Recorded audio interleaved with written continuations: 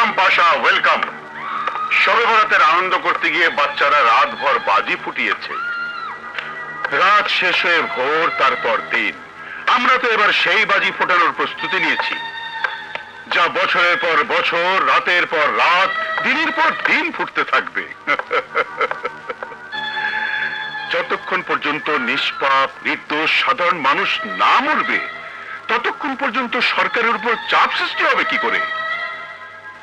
সারা দেশে সন্ত্রাস সৃষ্টি করে জনগণকে ক্ষমতাসীন দলের উপর ক্ষিপ্ত করে আমরা আমাদের রাজত্ব কায়েম করতে চাই।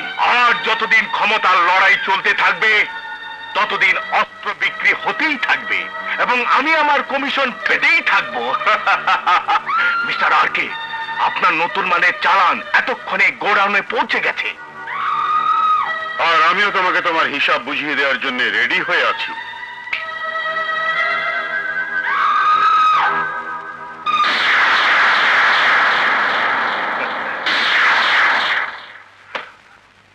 আমি খুশি হয়েছি মিস্টার আরকে, কিন্তু প্রবলেম হচ্ছে আমার বস মিস্টার জোসেফ এবার টাকার অঙ্কে দাম নিতে রাজি নন।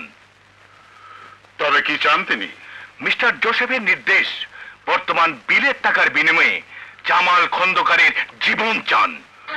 জামাল খন্দকার মানে ওই দেশপ্রেমিক জনদরদী নেতা? হ্যাঁ, মিস্টার জোসেফ বলেন যে নেতা দেশের উন্নতি এবং অগ্রগতির ইচ্ছা পোষণ করে, সেই নেতার শহীদ হয়ে যাওয়াই উচিত। Very nice. এই নেতার জন্য আইন কানুন দিন দিন কঠিন হয়ে উঠছে। নেতা থাকবে না, বাস আওয়াজ থাকবে না, আইন দুর্বল হয়ে যাবে।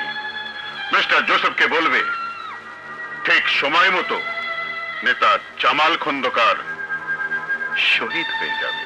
আমি তাৎক্ষণিক কণ্ঠে ঘোষণা করতে চাই, সন্ত্রাসের বিরুদ্ধে, দেশদ্রোহী চক্রের বিরুদ্ধে আমাদের সংগ্রাম চলতেই থাকবে।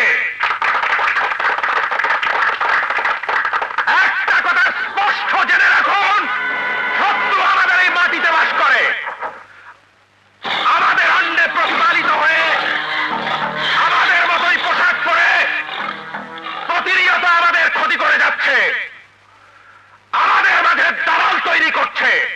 সাংবাদিক ভাইদের আমি বলতে চাই, এই লড়াইয়ে আপনাদের ভূমিকা অত্যন্ত গুরুত্বপূর্ণ।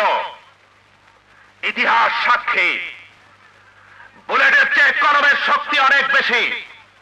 আপনারা কলম সৈনিক, সঠিক খবর সংগ্রহ করুন,